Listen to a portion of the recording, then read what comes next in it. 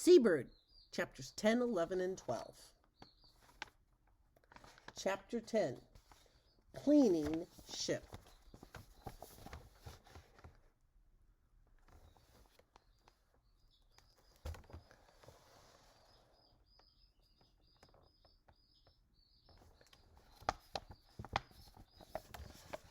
No labor at sea could equal the drudgery of cutting in a right whale. While part of the crew broke their backs boiling 200 barrels of oil from the blubber, others cut whalebone from the upper jaw. The hoisted jaw arched above the toiling men like a giant's bow. Its hanging whalebone plates bent against the decks like rows of thin, pointed, feathered boards. When scraped and washed, the stacks of drying whalebone made the foredeck look like a lumber yard. Through long northern days and short cold nights, men slaved in grease, smells, and choking smoke. Oil-soaked cloth clung to bodies like sagging skins. Eyes glared wildly from soot-smeared faces. Only Doc, the Negro cook, was really happy. He hated cold, so between meals he stoked the roaring try-work fires and, sure enough, soaked up some heat.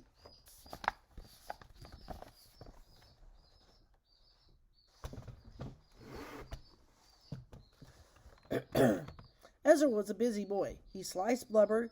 He carried armloads of whalebone to store in the hold. He pumped the bellows at the forge where the blacksmith straightened harpoon rod irons. When Doc bawled from the cook's gallery, he peeled heels of potatoes. The cooper called him to hammer hoops on the cask. He helped Chips the carpenter repair the broken whaleboat. Then back to the slippery decks of the rolling ship, back to smelly blubber and blistering hot oil.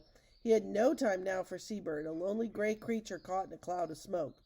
With the last oil in its cask, dirty men stared at one another, but they were not finished. Cleaning ship time had come. Men scattered ashes along the greasy deck and scrubbed and swabbed. Almost exhausted, Ezra slid headfirst into an empty tripod.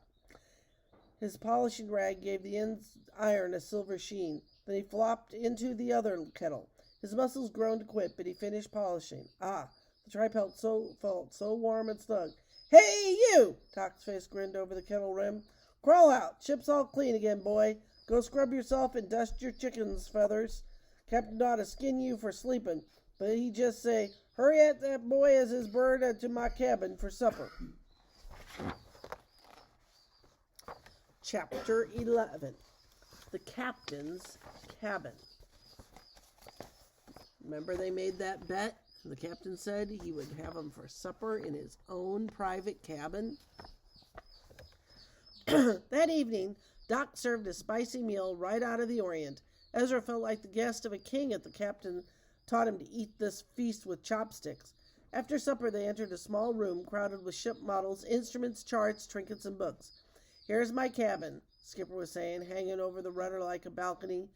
"Set Seabird to look out the ports, as I do, at the wake of the ship. An old man, you see, spends much time looking back at the past."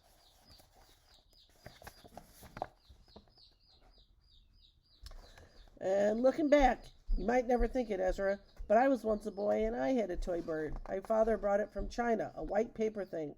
Soft feathers it had and gilded eyes, and it held by its beak to a string, and it soared in the wind. Such toys can work magic. Mine did. From a cliff it sailed out like a tiny kite high above the surf. It twitched and tugged at the line in my hand, coaxing me out with it off across the seas. So 'tis not a surprise that later I shipped as a sailor and climbed to be captain. And I know that a boy who can carve the Seabird can be a captain too if he sets his mind to it." "But you won't skipper a whaler. Why?" "Well, whale oil will not always light the world.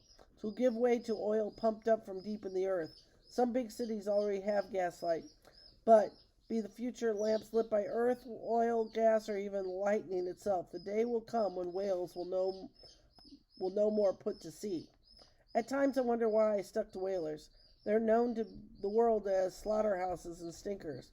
When a prim ship passes to leeward, dainty passengers at the rail clap kerchiefs to their noses.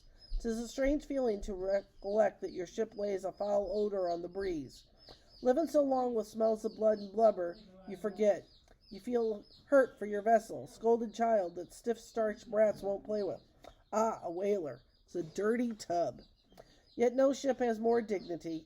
She takes fair weather or foul, licks her own wounds on the open sea, and doesn't run home till her casks are full if it takes 4 years. As a whaler's captain can teach you things if you wish to learn. Chapter 12. Islands in the Seas.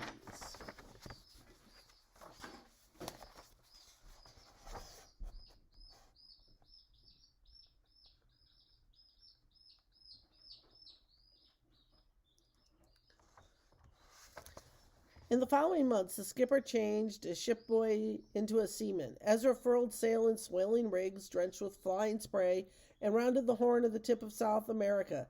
He proved he could follow orders even in the world's worst seas. Old hands agreed he was becoming a sailor.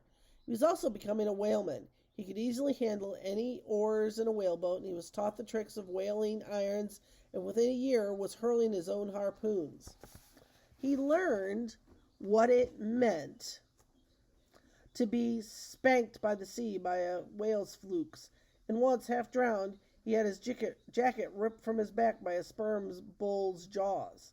Geography came to life before the boy's eyes. In the South Pacific, he looked down on palm-fringed atolls like heavy iron rings set with emeralds. White coral, those islands, called the skipper, hard rock formed by pulpy creatures through plenty of centuries.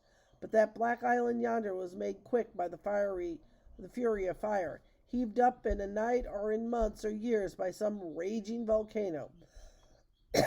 He explained all their islands as strings of mountaintops left above water after ancient lands had sunk, all planted to jungle by seeds washed ashore or dropped by birds. Once the whaler anchored and lines of barrels were towed to a beach for drinking water, the captain nudged Ezra. Between you and me, our charts don't show this island. They're not but a blank space where it ought to stand.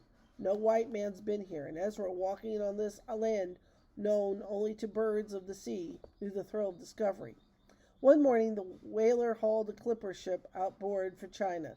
The vessels hove to for a full day of visiting, a swan and a duck bowing politely across the swells. Trim sailors guided Ezra about their merchant ship. He wandered through her holds, which smelled sweet of spices, not blubber. With Seabird, he climbed her towers of snow-white sails. To him, she was a magic floating island. That evening, as she faded in the dusk, he whispered in the rising wind, "That's us a few years from now. That's what we'll have been studying for, a clipper, skippered by Ezra Brown and Seabird." Chapter 10, 11, and 12.